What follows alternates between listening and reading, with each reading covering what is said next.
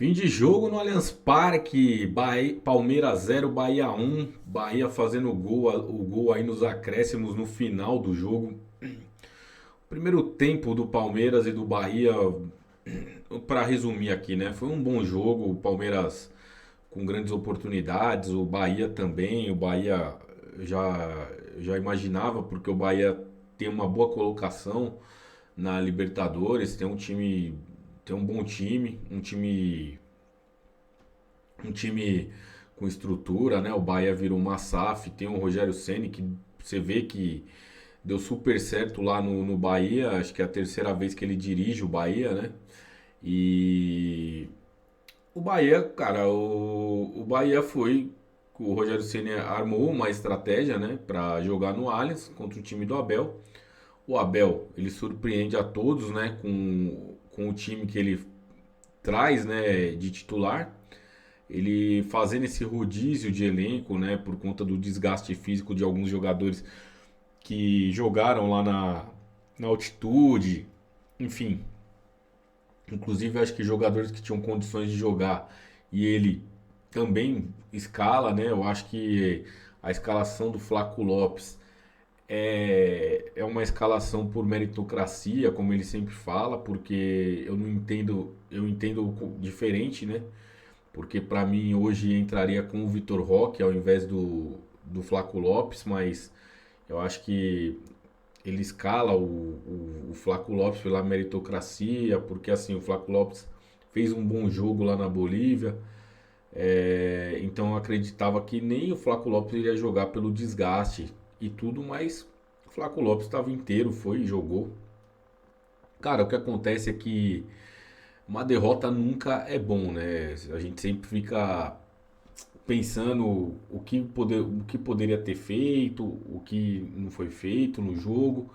E eu analiso da seguinte forma: o Palmeiras, se terminasse 0-0 seria um bom resultado, porque os dois times tiveram boas oportunidades. O Palmeiras e o Bahia fizeram um primeiro tempo mais estudado, né? Nas oportunidades do Bahia, o Bahia avançava, o Palmeiras avançava, mas o primeiro tempo você vê que é mais equilibrado.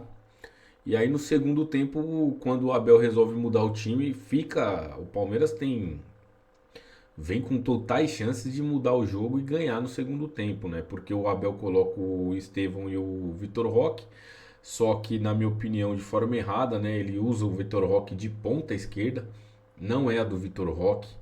O Vitor Roque ele é no lugar do Flaco, ele é um jogador que finaliza, ele não é um cara de ponta, não é o cara que vai fazer a correria ali e tal.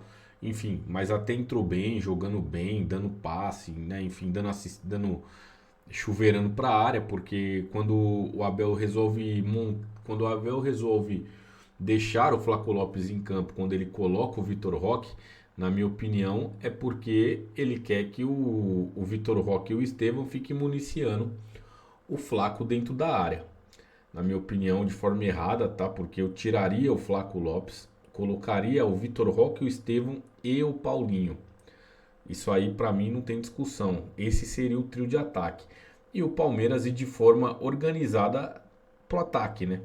Porque o Palmeiras a entrar, começa a chuveirar toda hora na área, aí vai Benedetti pra área, começa a fazer aquele estilo de jogo completamente maluco. Eu não gosto desse estilo de jogo. Eu não vejo dessa forma. Eu acho que o Palmeiras tem qualidade para entrar com bola com transição, tocar, passe. Eu não gosto quando começa a chuveirar toda hora na área para alguém cabecear e enfim. Aí o Palmeiras vai de forma desorganizada.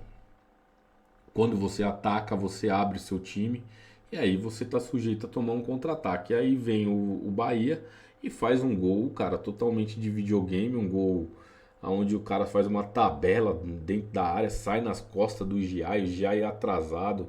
Enfim, o cara vai, bate e a bola entra, né? E o Palmeiras sai com uma derrota em casa. Pra mim não é o fim do mundo.